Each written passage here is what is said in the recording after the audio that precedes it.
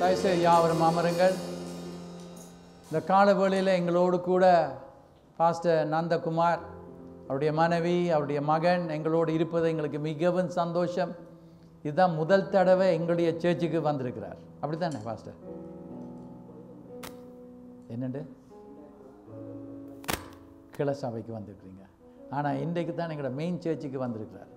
யாருன்னு சொல்லி நீங்கள் யோசிச்சு கொண்டிருக்க கூட, ஃப்ரான்ஸில் பாஸ்டர் ஏபல் கணேஷுடைய சர்ச்சில் அங்கே அசோசியேட் பாஸ்டராக இருந்து பாஸ்டர் அடிக்கடி வெளிநாடுகளுக்கு போகும் வழியில் எல்லாம் எப்பொழுதும் பாஸ்டர் தான் அங்கே பொறுப்பாக நடத்தி கொண்டிருக்கிறார்.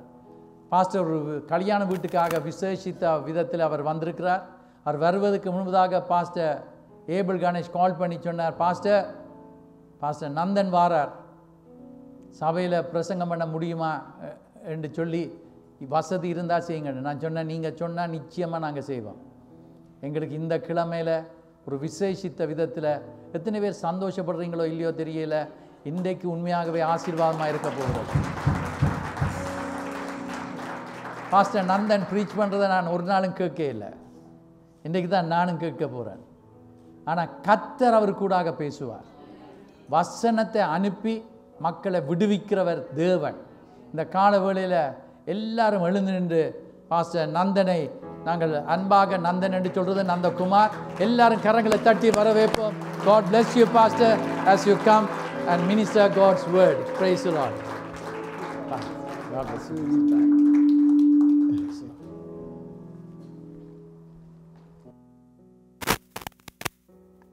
தயவு செய்து அமர்ந்திருப்போம். இந்த நல்ல நாளிலும் விசேஷமாக பாஸ்டருடைய ஆலயத்தில் வந்து பிரசங்கம் பண்ண கொடுத்த இந்த சிலாக்கியத்துக்காக நான் பாஸ்டருக்கும் அவருடைய சபையார் ஊழியர் எல்லாருக்கும் நான் நன்றி சொல்லுகிறேன். விசேஷமாக எங்களுடைய தலைமை போதகர் பாஸ்டர் ஆபேல் கணேசன் சார்பாகவும் எங்களுடைய பாரிஸில் இருக்கிற சியோன் சபை மக்கள் ஊழியர்கள் சார்பாகவும் உங்களுக்கு எங்களுடைய வாழ்த்துதலை நாங்கள் தெரிவித்து கொள்ளுகிறோம். பாஸ்டர் சொன்னது போல நான் பெரிய பிரசங்கி அல்ல, ஆனால் பாஸ்டரோடு எங்களுடைய தலைமை ஊழியரோடு இவ்வளோ காலம் இருந்து ஆண்டவர் கற்றுக் கொடுத்ததை நான் உங்கள் மத்தியிலே நான் பேச வாஞ்சிக்கிறேன். விசேஷமாக உங்கள் எல்லாருக்கும் நன்றி சொல்லுகிறேன். அதை விட பாஸ்டரிடத்திலே நான் கடந்த முறை ஒரு ஃபோன் கால் என்னுடைய தம்பியினுடைய மகளுடைய திருமணத்தை பற்றி பேசுவதற்கு அடுத்த போது எனக்கு பிடித்த ஒரு காரியம், ஓம் நந்தன் நான் கட்டாயம் என்னால் முடிந்த அளவு நான் செய்வேன் என்று சொல்லி பாஸ்டர் ஒரு நல்ல பதிலை சொல்லி அதுக்கு ஒரு நல்ல ஒரு வாசலையும் திறந்தார். பாஸ்டர் திறந்து ஜெபம் பண்ணினார். அதே போல் நேற்றைய நாளிலே என்னுடைய தம்பியினுடைய மகளுடைய திருமணம் மிகவும் சிறப்பாக நாங்கள் நினைத்து கொண்டதை விட அதிகமாக ஆண்டவர் இந்த இடத்துல கிறிஸ்த பாஸ்டருக்கும் ஜெபித்த உங்களுக்கும் நான் உங்களுக்கு நன்றிகளை சொல்லுகிறேன். சரி, கர்த்தருடைய வார்த்தைகளை நாங்கள் கடந்து சொல்வோம். வார்த்தை ஆராதனை போகிற போது சிஸ்டர் அவர்கள் ஜெபம் பண்ணினார்கள் சில காரியங்கள், அதுவும் எனக்கு இந்த பிரசங்கத்துக்கு உந்துதலாக இருந்தது. அதே போல் பாஸ்டரும் சபையை குறித்து சில காரியங்கள், அதாவது தசமபாத்தை குறித்து இதில் பேசுகிற போது சில காரியங்கள் வார்த்தையில் இருக்கிறதை நான் கண்டேன். ஆகவே ஆண்டவர் உங்களோடு பேசுவாராக. நாங்கள் திருப்பிக் கொள்வோம் வேத புஸ்தகத்தில் யாத்திராகம புஸ்தகத்திலே 3வது அதிகாரத்துக்கு திருப்பிக் கொள்வோம்.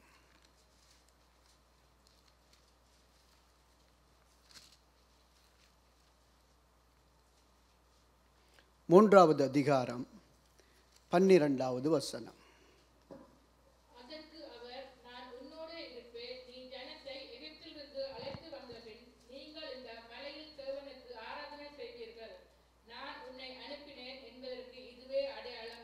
ஆமென்.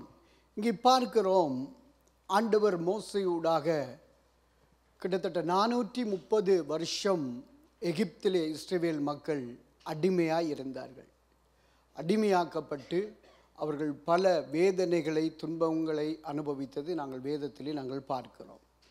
இப்படி இருந்தபோது இந்த ஜனங்களுடைய எல்லா காரியங்களையும் கண்டு ஆண்டவர் என்ன செய்கிறார், மோசே என்கிற மனுஷனை அனுப்பி ஆண்டவர் அந்த ஜனங்களை விடுதலையாக்க அவர் சித்தம் கொண்டார். அதில் தான் இந்த வார்த்தையும் வருகிறது என்னவாம், அங்கே பார்வோனிடத்தில் போய் சொல்லு, இந்த ஜனங்கள் என்னை ஆராதிக்க வேண்டும், இவர்களை நீ அனுப்பிவிடு என்று சொல்லி.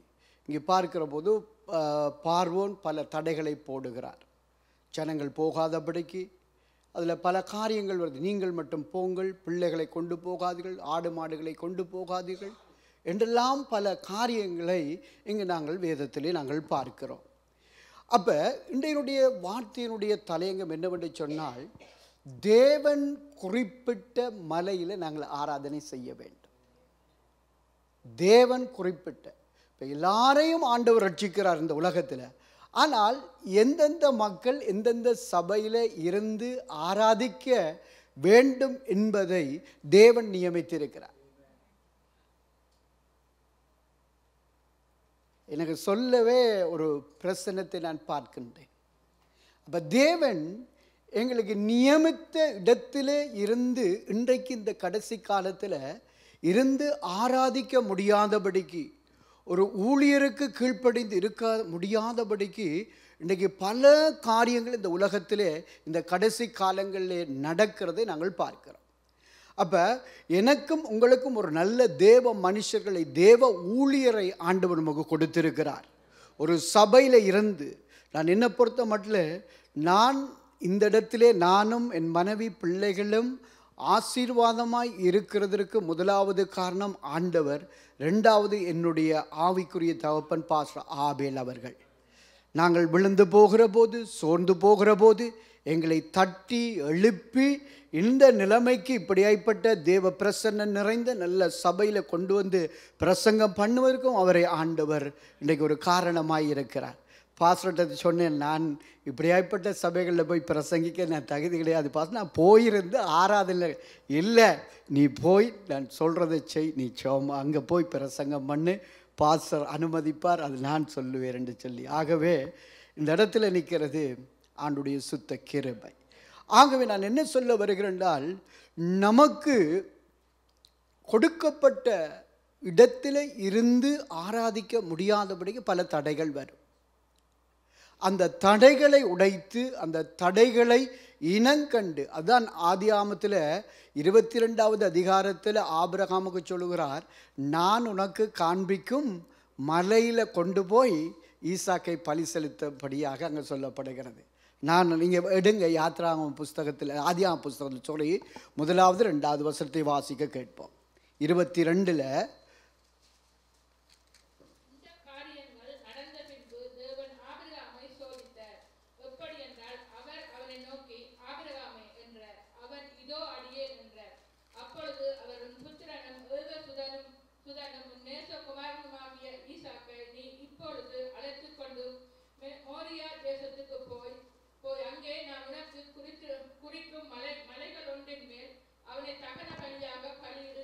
அப்போ பார்த்தீங்களா, அப்போ அந்த பலி செலுத்துவதற்கு கூட ஆண்டவர் ஒரு இடத்தை ஆண்டவர் ஆயத்தப்படுத்தி இருந்தார்.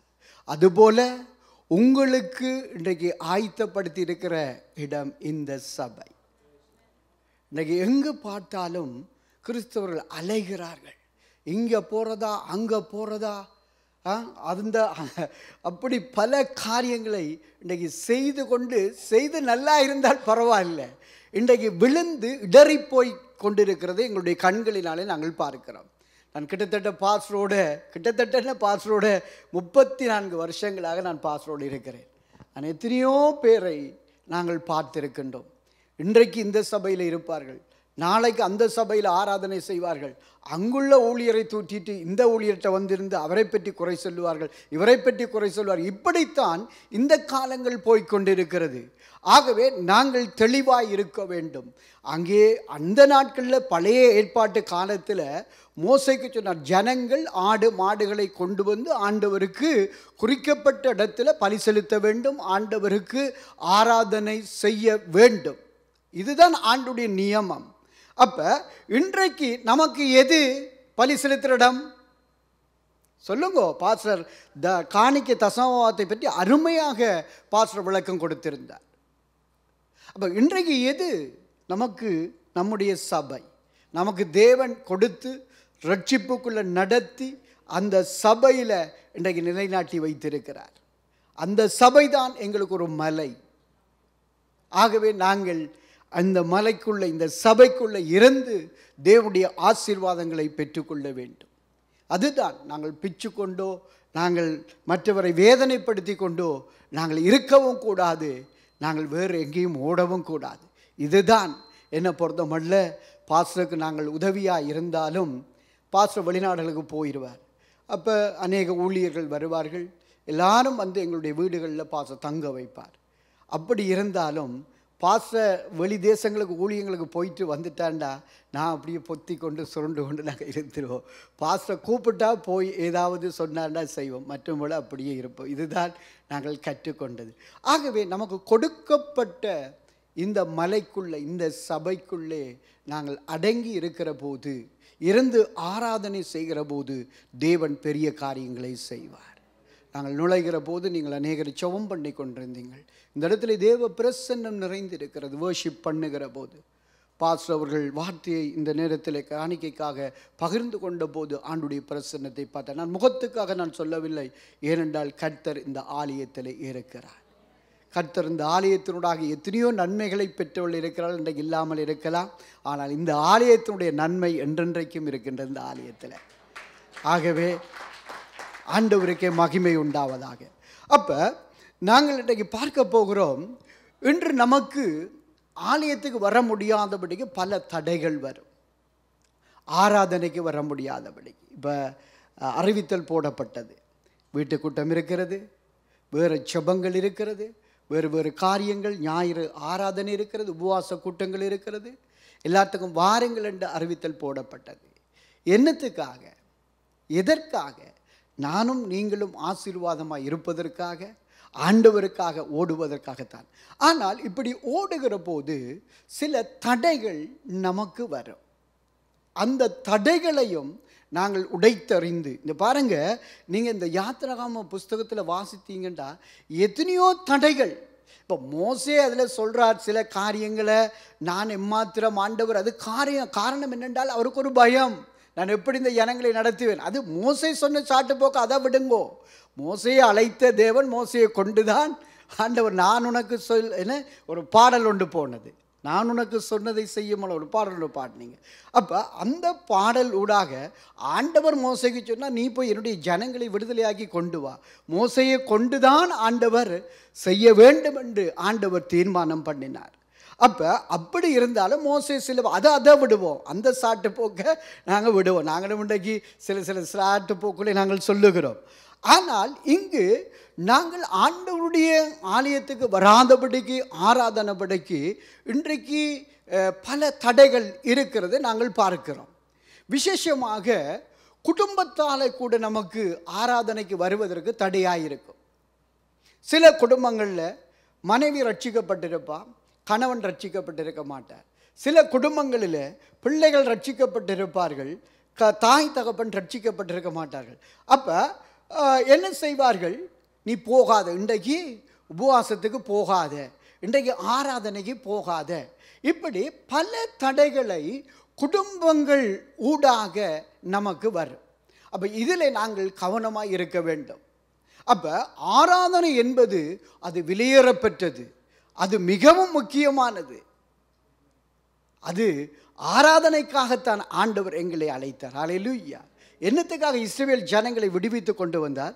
எனக்கு ஆராதனை செய்யும்படி. அங்கே ஆண்டவர் மோசேக்கு சொல்லலை எனக்கு பிரசங்கம் செய்யும்படி என்று சொல்லலை, எனக்கு ஆராதனை செய்யும்படியாக நீ பார்வோனிடத்தில் சொல்லுண்டு. அப்போ ஆராதனை என்பது அது மிகவும் விலையேறப்பெற்றதாக இருக்கிறது. ஏன்?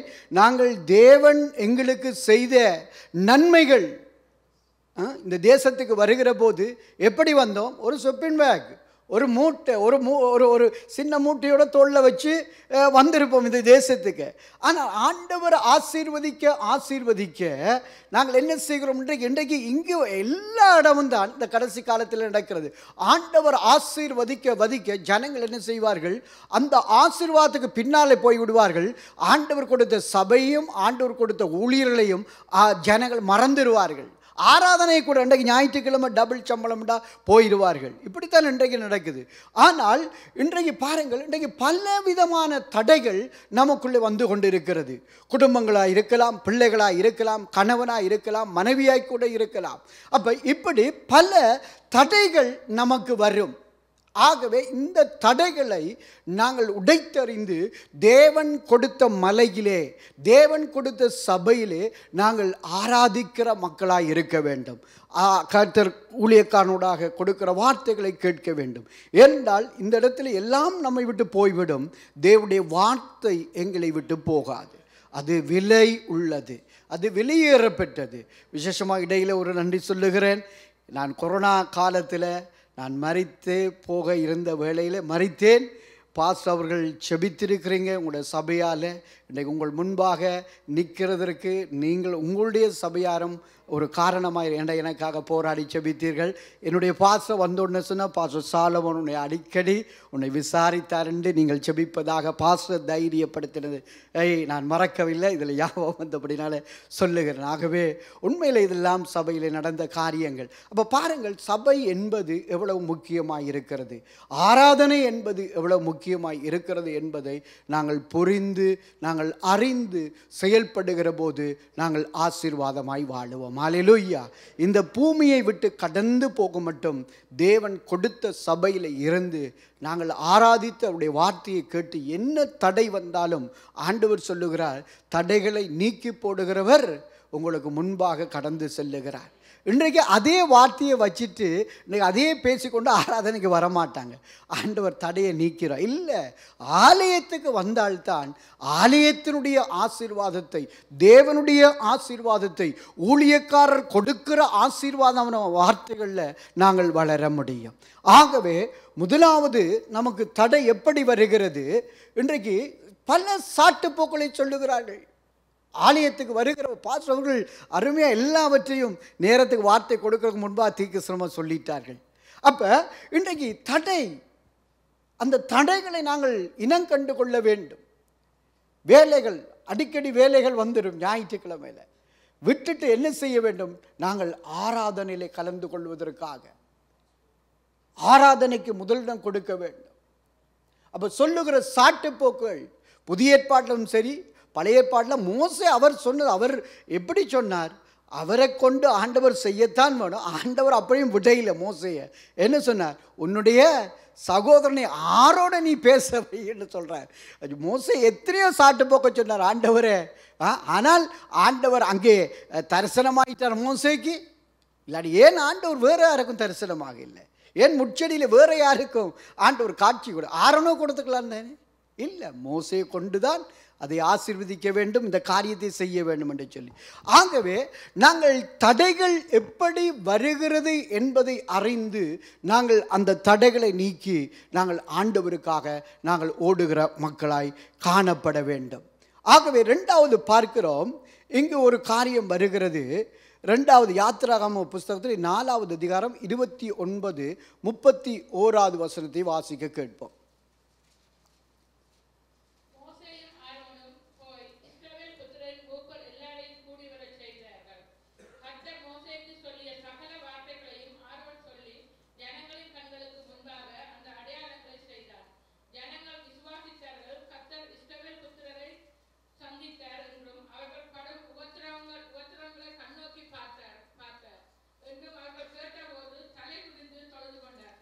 இங்கே பார்க்கிறோம், இங்கே மோசே என்ன செய்கிறார்?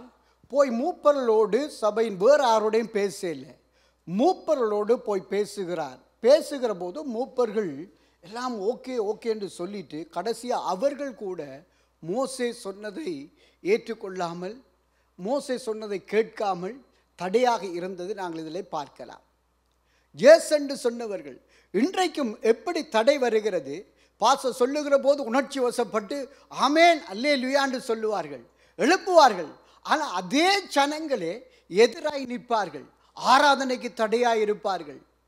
ஆராதனை நடைபெறக்கூடாது, அது நடைபெறக்கூடாது, தேவையில்லாத கேள்விகளை கேட்பார்கள். இங்கே பாருங்க, ஓகே என்று சொன்னவர்கள், ஜேஸ் என்று சொன்னவர்கள், ஆனால் கடைசியில் அவர்கள் என்ன செய்கிறார்கள்? திருப்பி வாசிங்க எனக்காக இந்த வசனத்தை. 20 21 சாரி 29 31 மோசேயும் ஆரோனும் போய் இஸ்ரவேல் புத்திரரின் மூப்பர் எல்லாரையும் கூடி வரச் செய்தார்கள். கர்த்தர் மோசேக்கு சொல்லிய சகல வார்த்தைகளையும் ஆரோன் சொல்லி ஜனங்களின் கண்களுக்கு முன்பாக அந்த அடையாளங்களை செய்தார். ஜனங்கள் விசுவாசித்தார்கள். கர்த்தர் இஸ்ரவேல் புத்திரரை சந்தித்தார் என்றும் அவர்கள் படும் உபத்திரவங்களை கண்ணோக்கி பார்த்தார் என்றும் அவர்கள் கேட்டபோது தலை குனிந்து தொழுது கொண்டார்கள். அதே இதில் 5வது அதிகாரம் 20 21 வாசிங்கள் யாத்ராகம புத்தகத்திலே. அவர்கள் பார்வோனுடைய சமூகத்தை விட்டு புறப்படுகையில் வழியில் நின்ற மோசேக்கும் ஆரோனுக்கும் எதிர்ப்பட்டு அவர்களை நோக்கி, நீங்கள் பார்வோனின் கண்களுக்கு முன்பாக அவர்களுடைய ஊழியக்காரரின் கண்களுக்கு முன்பாகவும் எங்கள் வாசனையை கொடுத்து எங்களை கொல்லும்படி அவர்கள் கையிலே பட்டயத்தை கொடுத்த நிமித்தம் கர்த்தர் உங்களை பார்த்து நியாயம் தீர்க்க கடவர் என்றார்கள். பார்த்தீங்களா, இங்கே பார்க்கிறோம். முதல் சொல்லுகிறார்கள் 29 31 மட்டும் சொல்லப்படுகிறது. மூப்பரிடத்தில் மோசே போய் பேசுகிற போது ஓம் என்று கேட்கிறார்கள். இங்கே என்ன சொல்லுகிறார்கள்? எங்களுடைய வாசனையை கெடுத்தீர்கள் என்று சொல்லுகிறார்கள். அப்போ பாருங்கள், ஓம் என்று வருவார்கள். இன்றைக்கு ஜனங்கள் அப்படித்தான் வருவார்கள். பாசா அது செய்வோம் இது செய்வோம் என்று சொல்லி, ஆனால் இவர்களே தடையை போடுகிறதை இந்த நாட்களில் பார்க்கிறோம். தடை வரும். இன்றைக்கு ஆராதனைக்கு ஒருத்தர் வந்தால், நீங்கள் ஏன் இங்கே போகிறீங்க, நீங்கள் ஏன் அங்கே போகிறீங்க, நீங்கள் இங்கே வாங்க, ஆத்துமாக்களை களவெடுக்கிறது, இப்படி பலதரப்பட்ட காரியங்கள் அவர்கள் போகாதபடிக்கு தடைகளை கொண்டு வருகிறதை நாங்கள் பார்க்கிறோம். அது மட்டுமல்ல, இதில் என்ன நடக்கிறது? இங்கே ஓம் என்று சொன்னவர் யாத்ராகமம் 6வது அதிகாரத்தில் 8வது 9வது வசனத்தை வாசியுங்கள். இவர்கள் தான் முன்பு ஓம் என்று சொன்னவர்கள். ஆபிரகாமுக்கும் ஈசாக்கும் யாக்கோபுக்கும் கொடுப்பேன் என்று நான் ஆணையிட்ட தேசத்தில் உங்களை கொண்டு போய் அதை உங்களுக்கு சொந்தமாக கொடுப்பேன். நான் கர்த்தர் என்று அவர்களுக்கு சொல் என்றார். 6வது அதிகாரம் 8 9. இந்த பிரகாரமாக மோசே இஸ்ரவேல் புத்திரருக்கு சொன்னான். அவர்களோ மனமடிவினால் கொடுமையான வேலையினாலும் மோசேக்கு செவிப்படாமல் போனார்கள். பார்த்தீங்களா, இங்கே முன்பு ஓம் என்று சொன்னவர்கள், நாங்கள் செய்வோம் என்று சொன்னவர்கள், மோசே நீங்கள் சொல்றதை நாங்கள் கேட்போம் என்று ஜேஸ் சொன்னவர்கள். அப்படிப்பட்ட மக்களைப் போல நாங்கள் இருக்கக்கூடாது. நாங்கள் மற்றவர்களை ஊக்குவிக்கிறவர்களாக, மற்றவர்களை உற்சாகப்படுத்துவர்களாக, என்ன தடை வந்தாலும் நாங்கள் செய்து முடிப்போம் என்று சொல்லுகிற மக்களாக நாங்கள் காணப்பட வேண்டும். அப்போ நமக்கு கொடுத்த சபையில் நாங்கள் ஆராதிக்க முடியாதபடிக்கு நாங்களே சில தடைகளை நாங்கள் கொண்டு வருவோம். அப்போ இவைகளை நாங்கள் இனங்கண்டு நாங்கள் கர்த்தருடைய ராஜ்யத்திலே, கர்த்தருடைய சமூகத்திலே, கர்த்தருடைய சபையிலே, கர்த்தருடைய ஊழியக்காரனோடு நின்று நாங்கள் வலது இடது கையாய் இருந்து சபைகளை பலப்படுத்தி ஜனங்களை ஸ்திரப்படுத்துகிற மக்களாய் காணப்பட வேண்டும். அல்லேலூயா. அப்போ இப்படி தடை வளர்ந்தவர்கள் கூட, என்னை பொறுத்தமல்ல எத்தனையோ சொல்லுவார்கள், நான் 5 செத்த புணத்தை கூட உயிரோடு எழுப்பியிருக்கிறேன், அது செய்தேன் இது செய்தேன் என்று சாட்சிகளை சொல்லி முடிப்பார்கள். ஆனால் அவர்களே அந்த சபைகளில் இருந்து தடைகளை போடுகிறதை நான் பார்த்திருக்கிறேன். பயங்கரமாய் சொல்லுவார்கள். ஆகவே நான் என்ன சொல்ல வருகிறேன் என்று சொன்னால், உங்களுக்கு தேவன் கொடுத்த சபையில் இருக்கிற போது பல தடைகள் வரும், பல போட்டி பொறாமைகள் எரிச்சல்கள் வரும்.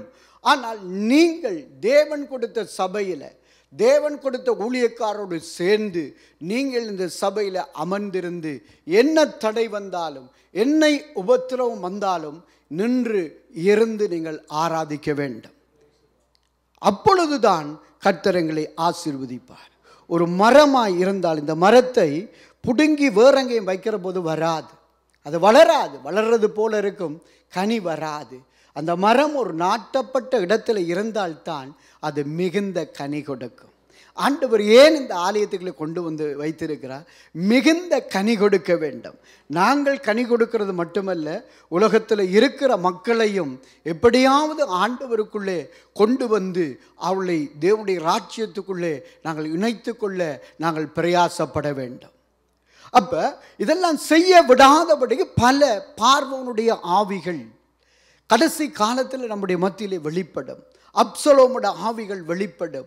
அப்போ நாங்கள் கவனமாய் இருக்கணும், ஞானமாய் இருக்க வேண்டும், நாங்கள் செவி கொடுக்க வேண்டும் ஆண்டவருக்கு. ஒரு ஊழியக்காரன் சொல்லுகிற காரியங்களை கேட்டு செயல்படுகிற போது அது ஆசீர்வாதமாய் இருக்கும். அல்லேலூயா.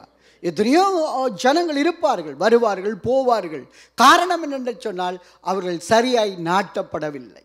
பாஸ்டரோடு நிற்போம், ஊழியர்களோடு நிற்போம், சபையோடு நிற்போம், பாஸ்டருக்காக கழுத்தையே கொடுப்போம். பாஸ்டரோட கழுத்தை வெட்டிட்டு போனாக்களும் இருக்கிறாங்க. அங்கே சொல்கிறேன், எனக்கு இங்கே தெரியாது. பாஸ்டரோட சப்பாத்தை நான் தூக்குவோம் பாஸ்டர், அதே சப்பாத்தை கலட்டி பாஸ்டருக்கு அடிக்க வந்த ஆக்களும் இருக்கிறாங்க.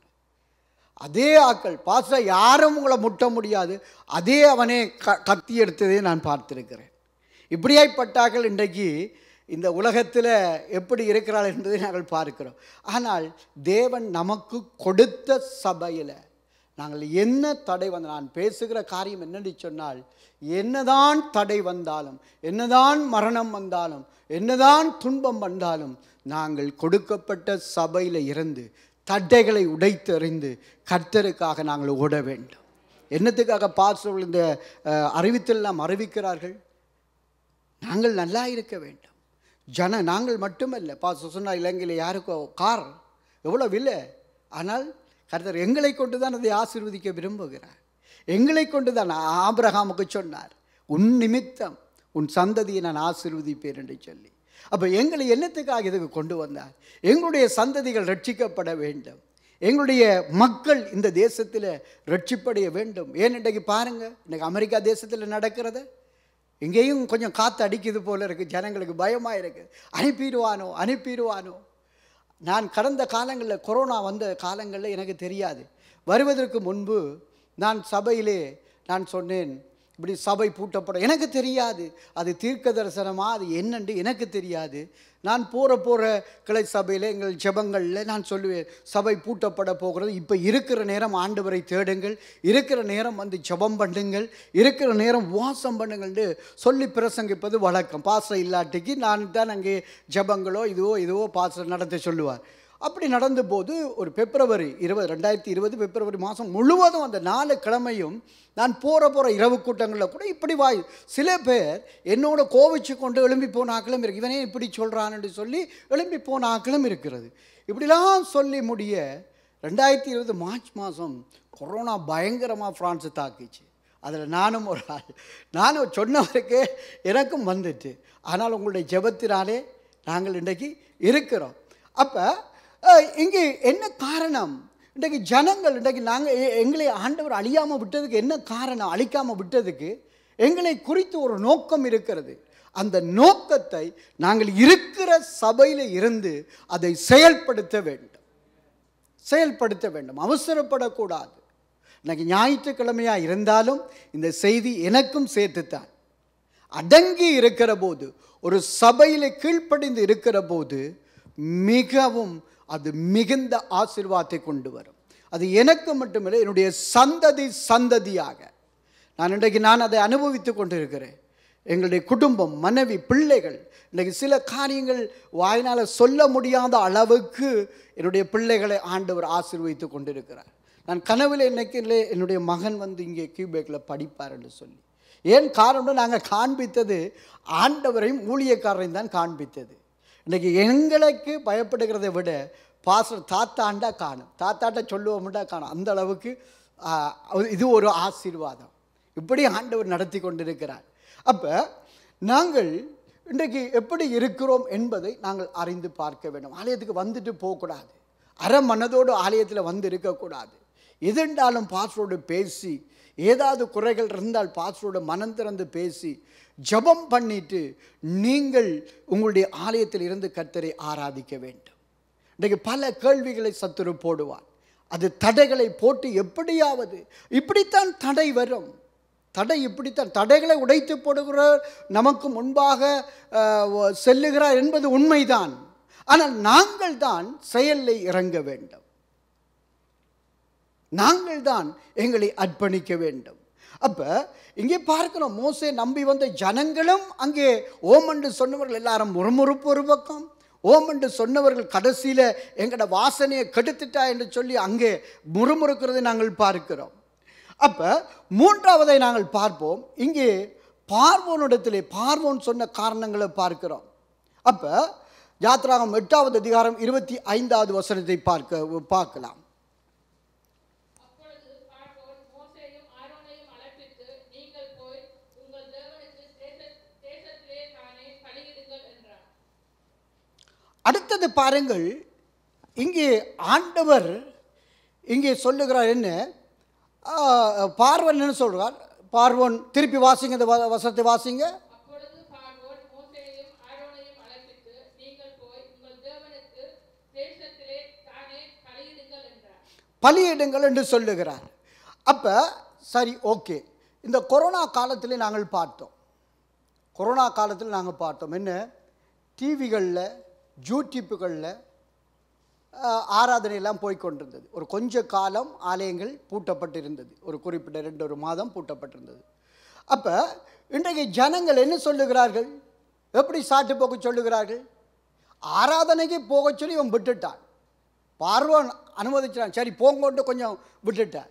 இன்றைக்கு அப்படி வசதிகள் இருந்தும் இன்றைக்கு எத்தனை பேர் இன்றைக்கு சாட்டு போக சொல்லுகிறதை பார்க்கிறோம். நாங்கள் வீட்டில் இருந்து பாஸ்டர் ஒளிபரப்பு ஊடாக, யூடியூப் ஊடாக, இன்டர்நெட் ஊடாக நாங்கள் இருந்து ஆராதிப்போம். இன்றைக்கு மற்றவர்களையும் தடுத்து கொண்டிருக்கிறார்கள் சில கூட்டம். அப்போ தடைகள் இப்படித்தான் வரும். எப்படி வரும்? வீட்டில் இருந்து ஆராதிச்சால் போதும் இல்லை, சபையில் ஆண்டவர் குறித்த சபையில் இருந்து கர்த்தருடைய வார்த்தையை கேட்டு, கர்த்தருடைய சபையில் இருந்து ஜெபம் பண்ணி, கர்த்தருடைய சபையில் இருந்து ஆராதனை செய்கிறது தான் ஆசீர்வாதம். அது அந்த நேரம் குறிப்பிட்ட 2 மாதத்துக்கோ 3 மாதத்துக்கோ அந்த நேரம் எங்களுக்கு ஆண்டவர் ஆயத்தப்படுத்தி தந்தது.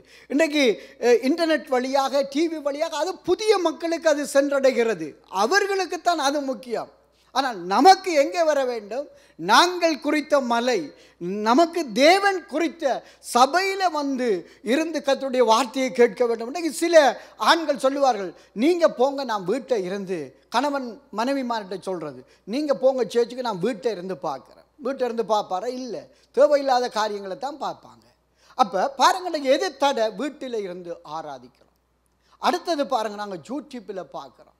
அடுத்தது சொல்லுவார்கள், வீட்டிலேயே எல்லாம் இருக்குது, பிறகு என்னத்துக்கு ஆலயம்? அந்த நிலைமைக்கு இன்றைக்கு வந்துட்டு, ஆலயம் இருந்தபடினால தான் பாசவுளுக்கு ஆண்டவர் தரிசனத்தை கொடுத்து இந்த தேசத்தில் இந்த ஆலயத்தை கட்டி வைத்தபடினால்தான் நானும் நீங்களும் இந்த இடத்துல ஆசீர்வாதமாக இருக்கிறோம். நானெல்லாம் சபைக்குள்ளே வராட்டிக்கு நான் செத்த இடம் கூட இன்றைக்கு தெரிஞ்சிருக்காரு. சில பேர் பூ வைக்க தேடி இருப்பாங்க, அந்த இடமே இருந்திருக்காது. அந்தளவுக்கு ஒரு கொடிய மனுஷன் சபைக்குள்ளே வந்தபோது என்னுடைய ஊழியக்காரனை கொண்டு, ராசா உன்னை கர்த்தர் தான் கொண்டு வந்தார், உன்னை கைவிட மாட்டான். அந்த ராசான்ற வார்த்தை தான் இற்ற வரைக்கும் எங்களை அந்த ஆலயத்தில் ஆண்டுடைய கிருபையினால் நிற்க வைத்த நல்ல அருமையான ஊழியக்காரரை ஆண்டவர் தந்திருக்கிறார். அப்போ நாங்கள் என்ன செய்ய வேண்டும்? இந்த ஊழியக்காரன கீழே இருந்து சாட்டுப்போக்கள் சொல்லாதபடிக்கு நாங்கள் இந்த சபையில் வந்து ஆராதிக்க வேண்டும். சபை ஆராதனைக்குரிய இடம். சபைக்கு வர வர இன்றைக்கு இந்த கோட்டி சுட்டெல்லாம் போட எனக்கு தெரியாது, வாட்டா இல்லாமல், படிப்பறிவு இல்லாமல், மரணத்துக்கு நியமிக்கப்பட்ட ஒரு மனுஷன் தான் நான்.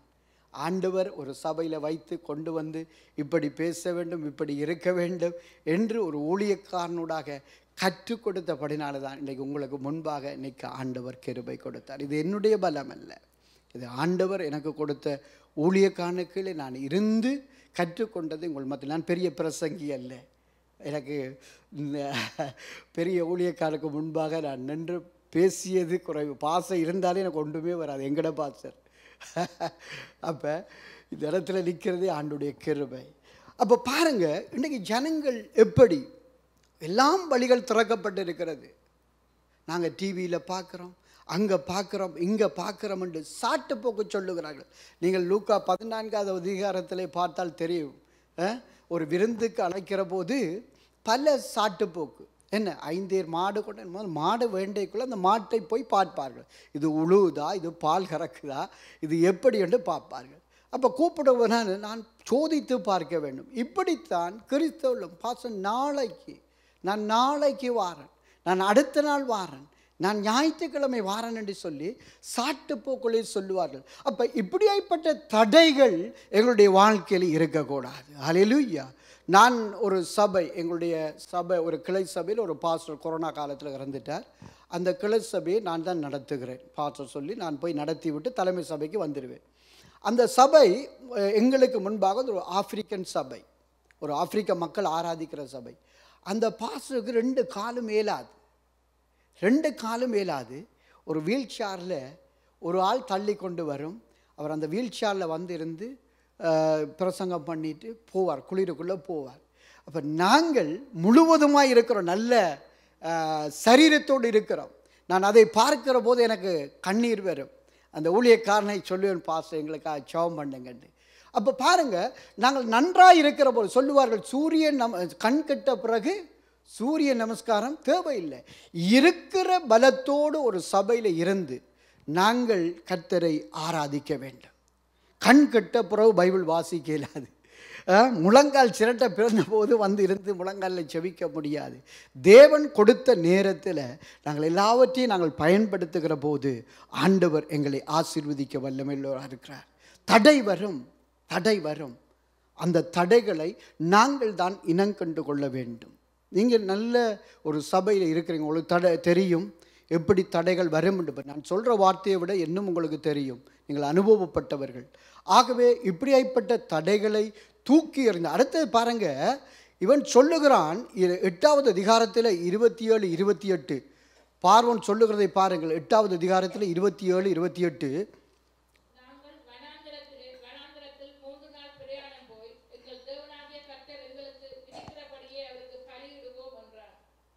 அடுத்த வாசிங்க 28.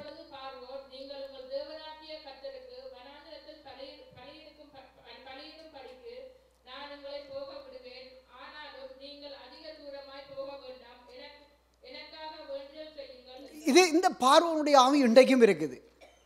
என்ன சாமத்திய வீடு, கல்யாண வீடு, அது எத்தனை 500 கிலோமீட்டராக இருந்தாலும் எங்களையாக்கள் முதல் நாள் பொம்பளை மாப்பிள்ளை வாரத்துக்குள்ளே எங்களையாக்கள் நல்லா வெளிக்கிட்டு அழகாய் நிற்பார்கள். எவ்வளோ தூரம் உண்டாலும் போயிடுவார்கள். இங்கே பாருங்க, இன்றைக்கு இந்த ஆவிகள் கிரியை செய்து தூரம், சபை தூரம், பாச இந்த ஐஸுக்குள்ளே.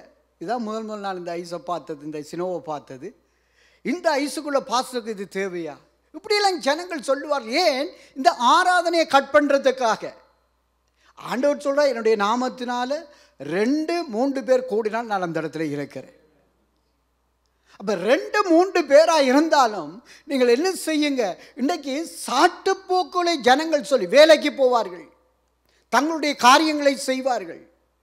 என்னென்றாலும் கார் இல்லாட்டி நடந்து கூட ஒரு கொண்டாட்டத்துக்கு போகக்கூடிய மக்கள் இருக்க. இங்கே இல்லை, நான் இங்கே காண இல்லை, பாரிஸில் சொல்கிறேன்.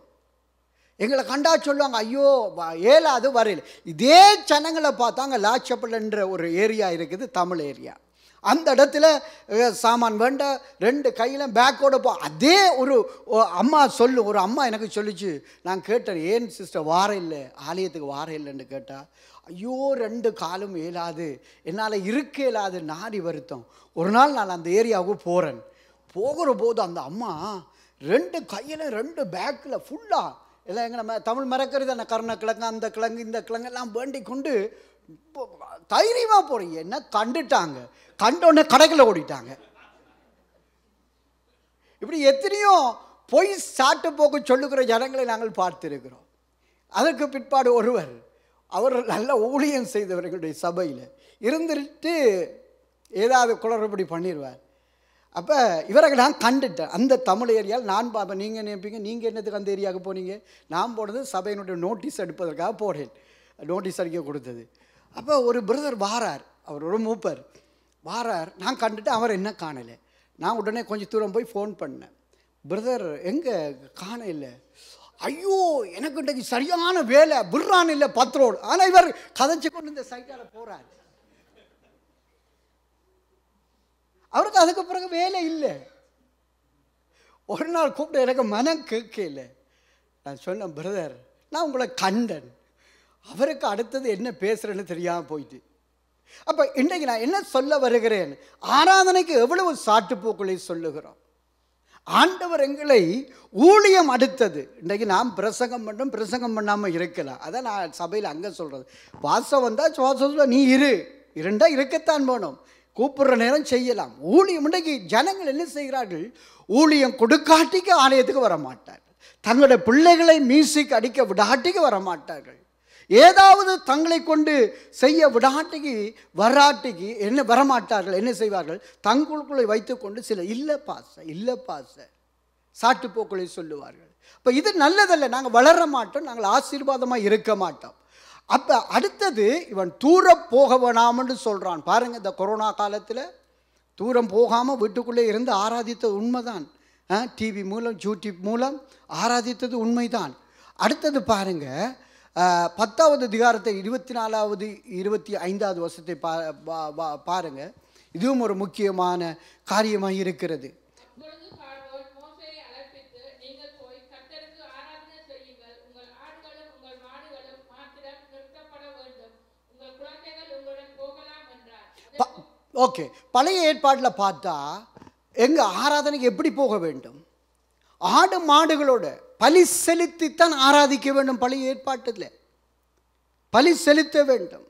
அப்போ இன்றைக்கு சரி, நீங்கள் சொல்லுவீங்க நாங்கள் எங்களை ஜீவ பலியாக ஒப்பு கொடுத்துட்டோம். எங்கே ஒப்பு கொடுத்தது? வெளியாலாம் கொடுத்துருக்குறோம், அது இருக்கட்டும். அப்போ இன்றைக்கு பாஸ்டர்கள் அறிவித்தார்கள், இந்த பாருங்கள் 4 அருமையான 4-5 காணிக்கப்பட்டு இருக்கிறது. இது என்னத்துக்காக வைக்கப்பட்டிருக்கிறது? இந்த தசம பாகங்கள் காணிக்கைகள் எல்லாம் இதுவும் ஒரு பலி செலுத்துதல், ஆண்டவருக்காய் கொடுக்கிற காரியங்கள். பழைய ஏற்பாட்டில் ஆடு மாடு எங்கள்கிட்ட அதையா கேட்டார், ஆட்டை கொண்டு வா மாட்டை கொண்டு வான்னு இல்லையே. இந்த ஆராதனை காணிக்கை கொடுக்கறது ஒரு ஆராதனை. ஆப்பிரிக்கன் சபைகளை பார்த்து டான்ஸு தான், அதுக்குண்டு சந்தோஷமாய் அவர்களை பார்த்தாலே ஒரு சந்தோஷமாக இருக்கும். ஆடை பாடி கொண்டு வர இந்த பலிபீடத்துக்கு வருகிற போது ஆடல் பாடல், இது எங்கடாக்கள் இது காணிக்க தசவாண்டு பாச மைக்க தூக்கிட்டு அவ்வளோதான். இன்றைக்கி நீங்கள் பாச சொன்னது போல் எல்லாரும் சொல்கிறாங்க பழைய ஏற்பாட்டில் புதிய ஏற்பாட்டில் இல்லைன்னு சொல்கிறாங்க. இந்த சபையை நீங்கள் யோசித்து பார்த்தீங்களா? இந்த சபையை யோசித்து பார்த்தீங்களா? எத்தனை ஹீட்டர், எத்தனை டிவி, எவ்வளவு கரண்ட் போகிறது, எவ்வளோ காரியங்கள் இங்கே நடைபெறுகிறது. நான் சுற்றி பார்க்கவில்லை, இதை மட்டும்தான் பார்த்து எவ்வளோ காரியம் இருக்கோ தெரியாது, எவ்வளோ தேவை இருக்குது. அப்போ நாங்கள் என்ன செய்ய வேண்டும்? எங்களுடைய காணிக்கைகளை கொண்டு வந்து நம்முடைய சபையில் செலுத்தாதபடிக்கு தடைகள் வரும். மனைவி சொல்ல, ஏன் இவ்வளவு கொடுக்கணும், ஏன் காணிக்கை கொடுக்கணும்? இல்லாட்டி இன்னொரு ஆள் வருவார்கள், இந்த கண்டனண்ட யூடியூப் எல்லாம் பார்த்துட்டு அதெல்லாம் இதெல்லாம் இப்போ அதில் போய்த்தான் விழுந்து போகிறது. இன்றைக்கு அது நடக்குது பாசம், அங்கே தான் கூடுதலாக நடக்குது. இங்கே எனக்கு தெரியாது, அங்கே கூடுதலாக நடக்குது. நேற்று ஒரு பாச பிரசங்கம் பண்ண தசமபாகம் சபைக்கு கொடுக்க வேணும், ஏன்டா அவர்கிட்ட சொந்த கட்டடம் தானே அது. அப்போ அப்படியாய்ப்பட்டார்கள் தான் இன்றைக்கு பிழையான உபதேசங்களை உபதேசிக்கிறார். அப்போ நாங்கள் சபைக்கு வருகிற போது எப்படி வர வேண்டும்? காணிக்கை தசம பாகத்தோடு வந்து கர்த்தரை ஆராதிக்க வேண்டும். இதை செய்யாதபடிக்கு தடை வரும். ஆராதனை என்பது ஒரு முழுமையாக நாங்கள் கர்த்தருடைய சமூகத்திலே நாங்கள் எல்லாவற்றையும் செய்ய வேண்டும். வேர்ஷிப் இருக்குது, வார்த்தை இருக்கிறது, அதுக்கிடையில் அறிவித்தல் காணிக்கை இருக்கிறது, ஒருவரை ஒருவர் வாழ்த்துகிறது இருக்கிறது, கனக்காரியங்கள் இருக்கிறது. இவை எல்லாவற்றையும் நாங்கள் செய்கிற போதுதான் நாங்கள் ஆசீர்வாதமாய் வாழ முடியும். அப்போ இவைகளை செய்ய முடியாதபடிக்கு சத்துரு எங்களுடைய வாழ்க்கையில் இப்படியாய்ப்பட்ட இந்த பார்வோன் போல, இப்படியாய்ப்பட்ட இஸ்ரவேல் ஜனங்களைப் போல தடைகள் எங்களுடைய வாழ்க்கையில் வரும். அந்த தடைகளை உடைத்து நாங்கள் அதை இனங்கண்டு நாங்கள் கர்த்தருடைய சபையில் நாங்கள் செய்ய வேண்டும், சபையை பாதுகாத்து கொள்ள வேண்டும். நாங்கள் மட்டுமல்ல, அதான் ஆண்டவர் சொன்னார் பேதுருவை பார்த்து, நீ உன்னை ஸ்திரப்படுத்தின பின்பு உன் சகோதரனை ஆயத்தப்படுத்து. இன்றைக்கு சகோதரனை ஆயத்தப்படுத்த போய் சில பேர் விழுந்து போனாக்கள் இருக்கிறான். கவனம், இந்த கடைசி காலங்களில் புத்தி சொல்ல போய் என்னட்ட எத்தனையோ பேர் வருவார்கள், என்னட்ட பாஸ்டரை பற்றி பேச மாட்டாங்க, பொத்தடா வா என்று நான் சொல்லிடுவேன். இப்படி தான் சொல்லி மன்னிச்சு கொள்ளுங்க. எங்கே கண்டாலும் என்னை கொலை செய்ய ஆட்களை அனுப்பினார்கள். ஏனென்றால் பாஸ்டர் ஆபீரோடு நிற்கிறபடினால. நீ நின்றா அவர்களுக்கு தெரியாது கர்த்தர் அவரோடு இருக்கிறார். ஏதோ நான் பெரிய வீரன் இல்லை, நான் பேச விட மாட்டேன், யாரையும் குறை சொல்ல. நீங்களும் என்ன செய்ய வேண்டும்? குறை சொல்லுகிறதுனால தேவனுடைய ஆசீர்வாதத்தை நாங்கள் பெற்றுக்கொள்ள போகிறதில்லை.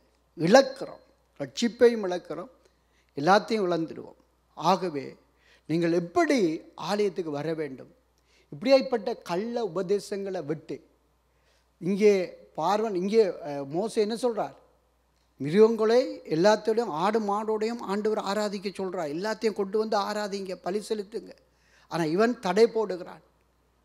ஆனால் நமக்கும் அப்படி தடை வரும். தசவான் தேவையில்லை, காணிக்க தேவையில்லை, அது தேவையில்லை, இது தேவையில்லைன்னு சாட்டுப்போக்களை சொல்லுவார்கள். அப்போ நாங்கள் என்ன செய்ய வேண்டும்? வெறும் கையோடு நீங்கள் பார்த்தீங்கன்னா உபாகமம் 16, 17 இருக்கிறது. வெறும் கையோட ஆலயத்துக்கு வரக்கூடாது. இங்கே நல்லது பாஸ் நீங்கள் என்வலப்லேயே போட்டு கொடுக்க சொல்லுங்க, எவ்வளோன்னு தெரியாது. எங்களோட சபையில் பேக்கு இதுக்கு வரும், அப்போ தெரியும் களீர் களீர் களீர்னு கேட்கும். சில பேர் செல்லாத காசுகள், கிழிஞ்ச காசுகள் எல்லாத்தையும் சில பேர் போடுறாங்க. அவங்களுக்கு தெரியாது கர்த்தருக்கு கொடுக்கறதுனால வருகிற ஆசீர்வாதம் அவங்களுக்கு தெரியாது.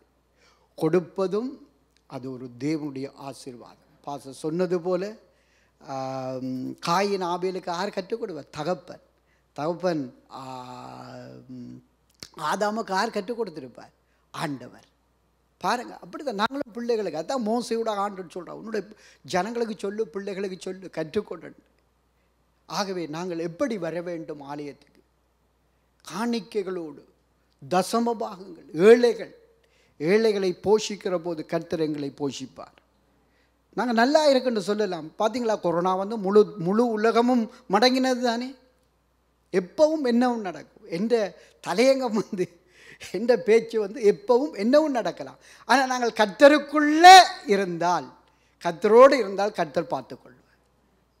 அது முக்கியம். கர்த்தருடைய ஊழிய காரணம் முக்கியம், அதையும் மறக்கக்கூடாது. இன்றைக்கி சபைகளில் நான் பார்க்கிறேன், கொஞ்சம் வளர்ந்த பிற்பாடு, கொஞ்சம் பிரசங்கம் பண்ண தெரிஞ்ச பிற்பாடு என்ன செய்கிறது? அவருக்கு என்ன தெரியும், இவருக்கு என்ன தெரியும், அவர் தண்டபாட்டில் பேசுகிறார். அப்படி இருக்கக்கூடாது. நீங்கள் நல்ல சபையார், உங்களை பார்க்க தெரியும், சிரித்து கொண்டு பிரசங்கத்தை கேட்குறீங்க. நான் உள்ளத்தை பார்க்கல, வழியால் பார்க்குறேன். கர்த்தர் உங்களை நிறைவாய் ஆசீர்வதிப்பாராக. இன்னும் ஒரு பாயிண்ட்டை சொல்லிவிட்டு நான் முடிக்கிறேன் பாஸ்டர். அடுத்தது சாத்தானால் வருகிற தடை. நான் இப்போ முன்பு சொன்னது மனுஷரால் வரும், குடும்பங்களால் தடை வரும். ஆலயத்துக்கு போக முடியாதபடிக்கு, ஆலயத்தில் காரியங்களை செய்ய முடியாதபடிக்கு தடைகள் வரும். நான்காவதும் கடைசியுமாக மத்தேயு புஸ்தகத்தில் நீங்கள் பார்ப்பீங்க, உங்களுக்கு தெரியும், 3வது அதிகாரத்தில் ஆண்டவராகிய இயேசு கிறிஸ்து இந்த உலகத்தில் 33.5 வருஷம் வாழ்ந்தார். அதில் 3.5 வருஷம் அவர் ஊழியத்தை செய்தார்.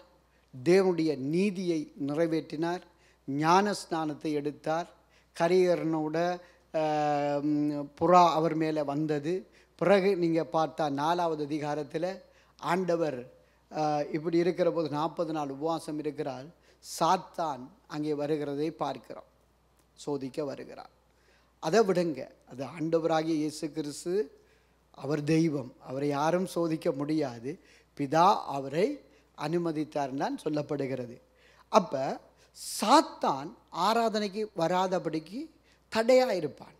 அப்போ நாங்கள் அதை இனங்கண்டு கொள்ளணும். பிசாசு பேசுவான் மைண்டில். நீ இப்போ பாருங்கள், இப்போ இதில் சைட்டில் ஒரு வலி இருந்தால் பிசாசு பேசுவான், உனக்கு முழு வயிறும் வலியாக இருக்குது, நீ படு. இப்போ என்ன இப்படி சாட்டு போக்குள்ள சொல்ல வைப்பான். அப்போ ஆண்டவரே சோதித்த சாத்தான், நாங்கள் எம்மாத்திரம்? இப்போ நாங்கள் கவனமாக இருக்க வேண்டும்.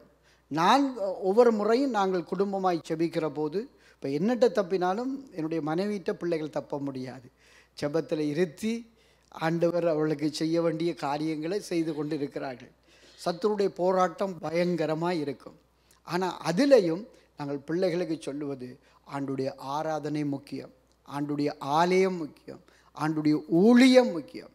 ஆனால் சாத்தானோ எங்களை விட மாட்டான். ஏதோ ஒரு தடையை கொண்டு வருவான் பல விதங்களில். சாத்தான் நெடுகாதுக்காக எல்லாத்துக்காக சாத்தான் எல்லாத்தையும் கொண்டு வர மாட்டான். நாங்கள் அதை இனங்கண்டு கொள்ள வேண்டும். இங்கே ஆண்டவராகிய இயேசு கிறிஸ்து, நீங்கள் பாருங்கள், 1 தெசலோனிக்கேயர் 2வது அதிகாரம் 18வது வசனத்தில் பவுல் சொல்கிறார், சாத்தான் பவுலை தடை பண்ணது சொல்கிறார். 1 தெசலோனிக்கேயர் 2வது அதிகாரம் 18வது அதிகாரம். சபைக்கு போகாமல் ஊழியம் செய்ய முடியாதபடிக்கு தடைகளை சாத்தான் கொண்டு வருவான். அப்போ நாங்கள் என்ன செய்ய வேண்டும்? நாங்கள் அதை இனங்கொண்டு கொள்ள வேண்டும். வாசிங்க 1 தெசலோனிக்கேயர் 2:18.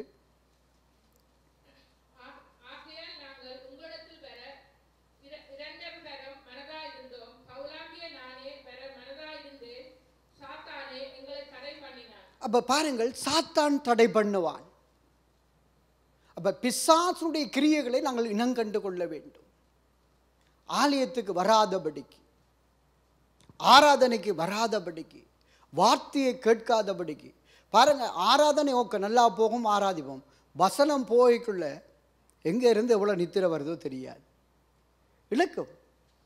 வசனம் போய்க்குள்ள தேவையில்லாத நினைவுகள் எங்களை சூழ்ந்து கொள்ளும். அங்கே ரைஸ் குக்கர் ஓஃப் பண்ணோமா, இல்லாட்டி வீட்டில் எண்ணெய், உங்களோட எண்ணெய்லாம் நான் திறக்கிறத காண இல்லை, திறக்க முடியாதாப்பா சார்? இதெல்லாம் கையை வச்சு திறந்து பார்த்தேன், ஒரு எண்ணெயில் அது என்ன எனக்கு என்னண்டே விளங்க இல்லை. அப்போ பாருங்க, இன்றைக்கி யோசனை ஆலயத்துக்குள்ளே இருந்து யோசனை பல விதங்களில் யோசனை வந்து கொண்டே இருக்கும். அது செய்தனா இது செய்தனான்னு. அப்போ சாத்தானும் எங்களை தடை பண்ணுவான், பேசுவான், அவன் காதுகளில் பேசுவான். நீ இருக்கிற அவ்வளோ காலம் இருக்கிற, உன்னை ஊழியத்துக்கு விட இல்லை, உன்னை அது செய்யலை இது செய்யலை, நீ நல்லா பாடுவ. எங்களை இதெல்லாம் அனுபவத்தில் நான் சிலதை பேசுகிறேன். ஒரு ஆள் சீடியை போட்டு பாஸ்டர்கிட்ட சொன்னார், பாஸ்டர் சீடி போட்டேன்னு செபிங்கண்டு. அதுவும் எங்கே சொந்த சபையில் இருந்து கொண்டு பாஸ்டரோட பேசாமல் இன்னொரு நாட்டில் போயிருந்து அவர் பாஸ்டரை பார்த்து பேசுக இந்த சீடி காய்ச்சா பாஸ்டர் பாட்டை கேட்காம யாருக்கும் ஜெபிச்சது கிடையாது. இப்படித்தான் பிசாசு பல வழிகளில் தேவனுடைய சபையோடு, தேவனுடைய ஊழியரோடு, தேவனுடைய ஆராதனையோடு ஒத்து போக முடியாதபடிக்கு பல தடைகளை சாத்தான் கொண்டு வருவார். இது பவுல் எழுதுகிறார், நான் ஊழியத்துக்கு போகிறேன், நான் இன்னிடத்துக்கு போகிறேன், எனக்கு சாத்தான். அப்போ நாங்கள் எம்மாத்திரம், நாங்கள் பவுல் அல்லவல்ல இல்லையே, நாங்கள் எம்மாத்திரம். அப்போ சாத்தான் கொண்டு வருகிற சபைக்கு போகாமல், ஊழியம் செய்ய முடியாமல், மற்ற ஜனங்களை சந்திக்க முடியாதபடிக்கு சாத்தானே பல தடைகளை கொண்டு வருவார். அப்போ இந்த தடைகளை நாங்கள் என்ன செய்ய வேண்டும்? நாங்கள் உடைத்தறிய வேண்டும், நாங்கள் தான் நீக்க வேண்டும், நாங்கள் தான் எங்களை ஆராய்ந்து பார்க்க வேண்டும். எபிரேயர் 10வது அதிகாரத்தில் 25வது வசனம் சொல்லுகிறது, சிலர் சபை கூடுதலை விட்டு விடுகிறது போல நாமும் விட்டு விடாதபடிக்கு சிலருக்கு என்ன செய்யணுமாம்? நாங்களும் ஆராதித்து நாங்களும் புத்தி சொல்ல வேண்டும். அதைத்தான் ஆண்டவர் எங்களிடத்தில் எதிர்பார்த்திருக்கிறார். நாங்கள் அடித்து சொல்லக்கூடாது, சிஸ்டர் உங்களை பற்றி தான் பாஸ்டர் இன்றைக்கு பிரசங்கம், சிஸ்டர் உங்களை பற்றி தான் பாஸ்டர் அதில் யாரோடைய பேசி கொண்டிருந்தார். இன்றைக்கு இதுதான் நடக்குது. இதுவும் ஒரு சாத்தான் தான். சாத்தான் எப்படி என்ன ரூபத்தில் வருகிறான்? மனுஷருக்குள்ளே வந்திருந்து அவன் தன்னுடைய கிரியைகளை வெளிப்படுத்துகிறான். நாங்கள் என்ன செய்கிறது? கருப்பாக கண்டா அதுதான் சாத்தான் நினைக்கிறது. சாத்தான் கருப்பல்ல. எங்களுக்குள்ளே இருந்து பல காரியங்களை அவன் செய்ய தூண்டுவான். அப்போ சாத்தானுடைய கிரியைகளுக்கு நாங்கள் விட்டு கொடுக்கக்கூடாது. அப்போ எங்களை தேவனுடைய சமூகத்தில் இருந்து ஒப்பு கொடுத்து, ஆண்டவரே எனக்கு கொடுத்த ஆலயத்தில் நான் தடை இல்லாதபடிக்கு நான் ஆராதிக்க வேண்டும், தடை இல்லாதபடிக்கு ஊழியக்காரன் கொடுக்கிற வார்த்தையை நான் கேட்க வேண்டும், தடை இல்லாதபடிக்கு எனக்கு கிழமையில் கொடுக்கப்பட்ட ஊழியங்கள் பொறுப்புகளை நான் செய்ய வேண்டும், இந்த ஊழியரோடு நின்று இந்த சபையை நான் தாங்க வேண்டும், கட்ட வேண்டும் என்ற உணர்வு எனக்குள்ளும் உங்களுக்குள்ளேயும் வர வேண்டும். அல்லேலூயா. இதைத்தான் என்னால் சொல்ல முடியும். ஆகவே எனக்கு அன்பானவர்களே, நாங்கள் கண்களை மூடி ஒரு விசை எங்களை ஆராய்ந்து பார்ப்போம். ஆராதனைக்கு இருக்கிற தடைகள், நான் குறிக்கப்பட்ட தேவன் குறித்த இந்த மலைக்குள்ள, தேவன் குறித்த இந்த சபைக்குள்ள நான் ஆராதிக்கிறேனா, நான் இருக்கிறேனா என்று எங்களை நாங்கள் ஆராய்ந்து பார்க்க போகிறோம். நான் பாஸ்டருடைய கரத்தில் ஒப்பு கொடுக்க போகிறேன். ஆகவே நாங்கள் எங்களை ஆராய்ந்து பார்ப்போம். மோசே ஜனங்களை கொண்டு வரும்படி ஆண்டவர் ஆயத்தம் பண்ணினார். நான் காண்பிக்கிற இந்த மலையில் ஆராதனை செய்யும்படி அவளை அனுப்பி கொண்டு வான்னு சொல்லி மோசையூடாக சொன்ன தேவன். அப்போ நாங்கள் எப்படி இருக்கிறோம்? நாங்கள் எத்தனை சாட்டுப்போக்களை செய்து கொண்டிருக்கிறோம்? குடும்பங்களால் தடை வரும். ஓமண்டு சொன்னவர்கள் நம்பினவர்களால் கூட தடை வரும். உங்களுக்காக நிற்பேன், உங்களை நடத்துவேன் என்று சொன்னவர்கள் கூட எங்களை கைவிட்டு போகலாம், எங்களை தடுக்கலாம். ஆனால் நீங்கள் நல்ல தீர்மானம் பண்ண வேண்டும். பார்வோனுடைய ஆவிகள், பார்வோன் பல காரணங்களை சொன்னான். இந்த ஆவிகள் இன்றைக்கும் கிரியை செய்து கொண்டிருக்கிறது. அடுத்ததை நாங்கள் பார்த்தோம், சாத்தானால் வருகிற தடை. சாத்தான் கொண்டு வருகிற தடைகள் அதிகமாக இருக்கிறது. கடைசி நாட்களில் வஞ்சிக்கப்பட்டு போகிற காலமாக இருக்கிறது. ஆண்டவரத்தில் ஒப்பு கொடுங்க. ஆண்டவரே என்னை ஒப்பு கொடுக்கிறேன் என்று சொல்லுங்க. சொல்லுங்க. ஆண்டவர் உங்களை நடத்துவார். தடைகளை நீக்கி இந்த ஆலயத்தை ஆண்டவர் கட்டி இந்த ஆலயத்தை ஆண்டவர் ஆசீர்வதிப்பார். இந்த ஊழியக்காரனோடாக அநேக வாசலை ஆண்டவர் திறப்பார். ஊழியக்காரனு கொடுத்த தரிசனத்தோடு என்ன தடை வந்தாலும் மரணம் வந்தாலும் நீங்கள் ஓடுகிற மக்களாய் உங்களை அர்ப்பணிக்கிற போது கர்த்தர் உங்களையும் இந்த தேசத்தில் வாழ வைப்பார். உங்களுடைய சபையும் இன்னும் உயர்த்தி பல தேசங்களில் கொண்டு போய் சபையை ஆசீர்வாதமாய் வைப்பார் ஆண்டவர். கண்களை மூடி சாம் பண்ணுவோம். அன்பின் பரலோக பிதாவே, இந்த அருமையான வேலைக்காய் உமக்கு நன்றி சொல்லுகிறோம். என்னை இந்த இடத்துல என்னுடைய ஊழியக்காரனுடைய அனுமதியோடு கூட இந்த இடத்துல கர்த்தருடைய வார்த்தையை பகிர்ந்து கொள்ள இந்த நேரத்தை கொடுத்த அன்பு ஊழியருக்காய் நன்றி சொல்லுகிறேன். சபையாருக்காய் நான் நன்றி சொல்லுகிறேன். கர்த்தாவே, இந்த நாளிலும் ஆண்டவரே ஐயா உம்முடைய வார்த்தையை பேசினோம் ஐயா.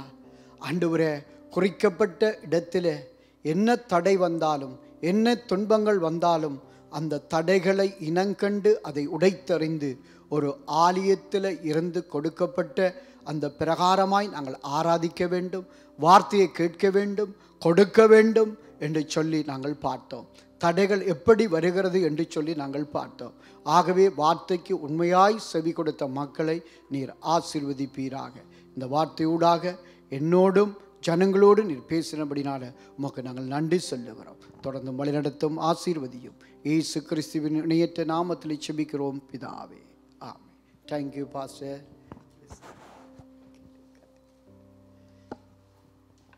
அருமையான பாஸ்டர் இந்த கால வேளையில் தன்னுடைய வாழ்க்கையில் அனுபவத்தை கொண்டு எங்களுக்கு கற்றுத்தந்தார். எத்தனை பேர் நீங்கள் சொல்லுவீங்க, உண்மையாகவே சொல்லுவீங்க, இன்றைக்கு கர்த்தர் என்னோடு பேசியிருக்கிறார். இந்த வார்த்தை கூட பேசினா கையெழுத்த சொல்ல இல்லை, இன்னும் நான் சொல்கிறதுக்கு முதலே செய்திருவீங்க. ஆனால் இன்றைக்கு பாஸ்டர் கூட இதுதான் முதல் தடவை நான் கேட்கும் வேளையில் உண்மையாகவே ஆசீர்வாதமாக இருந்தது. பாஸ்டர் நீங்கள் சொன்னது அனுபவத்தை கொண்டு சொல்லும் வேளையில் எங்களுக்கு தெரியும் ஆண்டவர் என்ன செய்து கொண்டிருக்கிறார் என்று சொல்லி. ஆகவே இந்த காலவெளியில் கர்த்தர் என்னோடு பேசியிருக்கிறார். பாஸ்டர் எனக்கு ஆசீர்வாதமாக்கி தந்திருக்கிறார். என்னுடைய ஜீவியத்தில் தடைகளை உடைக்கிறவர் நமக்குள்ளே இருக்கிறதுனால நான் தடையை மீறிக்கொண்டு வரக்கூடியதாக இருக்கும். பிசாசுக்கு மேலே எனக்கு வல்லமையை ஆண்டு தந்திருக்கிறார். எனக்குள்ளே இருக்கிறவர் உலகத்தில் இருக்கிறவனிலும் பார்க்க பெரியவர் என்பதை எனக்கு கற்றுத்தந்திருக்கிறார். ஆகவே பிசாசுக்கு ஒன்றுமே எனக்கு செய்ய முடியாது, நான் வெற்றி பெற்றிருக்கிறேன், ஜெயம் பெற்றிருக்கிறேன் என்று சொல்லி இன்றைக்கு பாஸ்டர் கூடாக வார்த்தையை கேட்டிருக்கிறோம். ஆகவே இந்த காலவெளியில் நான் ஆசீர்வாதம் பெற்றுக்கிறேன் என்று சொல்கிற ஆட்கள் மாத்திரம் எழுந்து நில்லுங்க தயவுசெய்து. பாஸ்டர் சொன்ன மாதிரி ஏலாதுன்னு சொல்கிறவன் எல்லாம் கடையில் நிற்கிறான். போன ஞாயிற்றுக்கிழமை எங்களுக்கு மிகவும் பயங்கரமான ஸ்னோ ஸ்டார்ம். அதுலேயும் எங்களுக்கு அருமையான தேவனுடைய பிள்ளைகள் ஸ்டார்ம் இருக்குதோ இல்லையோ சர்ச் திறந்திருக்குது, நான் வருவேன் என்று சொல்லி வந்தார்கள். இன்றைக்கு நீங்கள் எல்லோரும் வந்திருக்கிறீங்க. கர்த்தர் உங்களை ஆசீர்வதிப்பா. பாஸ்டர் உங்கள் மூலமாக நாங்கள் இன்றைக்கு நிறைய ஆசீர்வாதங்கள் பெற்றிருக்கிறோம். Thank you very much sister. Praise Lord. தம்பி பிரைஸ் லார்ட். ராசா ஜெபம் பண்ணுவோம். பிதாவாகிய தேவனே உங்களை துதிக்கிறோம் ஐயா, உங்களை ஸ்தோத்திரிக்கிறோம். இந்த கால ஆராதனையில் சுவாமி ஆண்டவா நீங்கள் எங்கள் ஒவ்வொருவரோடும் அழகாக நேர்த்தியாக வார்த்தை கூடாக ஆண்டவா நீங்கள் பேசுனதுக்காக உங்களுக்கு நன்றி என்று சொல்லுகிறோம். ஆண்டவா ஒவ்வொரு விதமான தடைகளையும் இந்த நாளில் இருந்து நாங்கள் முறி அடித்து தேவனுடைய நாளில் நாங்கள் கர்த்தருடைய நாளில் நாங்கள் எவ்விதமாகிலும் நாங்கள் சபையில் கூடி வர வேண்டும் என்று சொல்லி ஆண்டவா எல்லாவற்றையும் ஜெயித்து கொண்டு வர ஒவ்வொருவருக்கும் பலனை கொடுக்கும்படி கேட்கிறேன். இந்த நாள்லையும் ஆண்டவா விடுமுறைக்காக வேறு தூர தேசங்களுக்கு போயிருக்கிறவர்களுக்காக நாங்கள் ஜெபம் பண்ணுகிறோம்.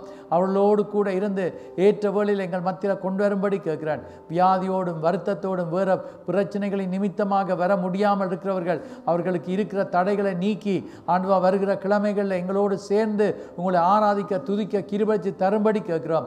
ஆண்டவா பாஸ்டர் நந்தனுக்காகவும் அவருடைய மனைவிக்காகவும் அவருடைய மகனுக்காகவும் மற்ற பிள்ளைகளுக்காகவும் உங்களை துதிக்கிறோம் ஐயா, உங்களை ஸ்தோத்திரிக்கிறோம் சுவாமி. வரப்போகிற நாட்களில் அன்பின் ஆண்டவரே பாஸ்டர் சொல்லுகிறபடி கேட்டு அன்பின் ஆண்டவரே மற்ற தேசங்களுக்கு போக அனுமதி கிடைக்கும் வேளையில் ஆண்டவர் வேறு தேசங்களில் சென்று உங்களோட வார்த்தைகளை கொடுத்து மக்களை இன்னும் பலப்படுத்த ஆசீர்வதிக்க கிருபை தருவதற்காக ஸ்தோத்திரம். எப்படி பவுலுக்கு தீமோத்தேயு ஒரு மகனாக இருந்தானோ அதே போல சுவாமி பாஸ்டர் ஏபல் கணேஷுக்கு ஒரு நல்ல மகனாக இருக்க கிருபை கொடுத்திருப்பதற்காக உங்களுக்கு நன்றி என்று சொல்லுகிறோம். அதுபோல் இந்த சபையில் இருக்கிற ஒவ்வொரு பிள்ளைகளுக்காக ஜெபம் பண்ணுகிறேன். ஆண்டவர் பிரச்சனைகள் வந்தது, கஷ்டங்கள் வந்தது, ஆனால் சபையை விட்டு ஓடாமல் நிற்கிற ஒவ்வொருவருக்காக நான் ஜெபம் பண்ணுகிறேன். அத்தனை பேரையும் மென்மேலும் ஆசீர்வதிக்கும்படி கேட்கிறேன். இந்த இடத்தை ஆண்டவர் துப்புரப்படுத்துகிறவர்கள், அழகுபடுத்துகிறவர்கள், இந்த சபையில் வேலைகளை செய்கிறவர்கள், ஊழியங்கள் செய்கிற பிள்ளைகள் ஒவ்வொருவரையும் தனித்தனியாக குடும்பமாக ஆசீர்வதிக்கும்படி கேட்கிறேன். தொடர்ந்து உங்களோட பரம கரங்களை எங்களை ஒப்புக் கொடுக்கிறோம். மீண்டும் இந்த இடத்தில் நாங்கள் கூடும் வரையும் எங்களை எல்லாரையும் எல்லா காலோடும் காத்து வழிநடத்தும்படி இயேசு கிறிஸ்துவின் நல்ல நாமத்தில் கேட்கிறோம் பிதாவே, ஆமேன். நம்முடைய கர்த்தராகிய இயேசு கிறிஸ்துவின் கிருபை, தேவனுடைய அன்பு, பரிசுத்த ஆவியானோட ஐக்கியம் அவருக்காக வாழ ஒப்புக் கொடுத்திருக்கிற ஒவ்வொருவரோடும் இன்று சதா காலங்களிலும் எப்பொழுதும் இருப்பதாக, ஆமேன்.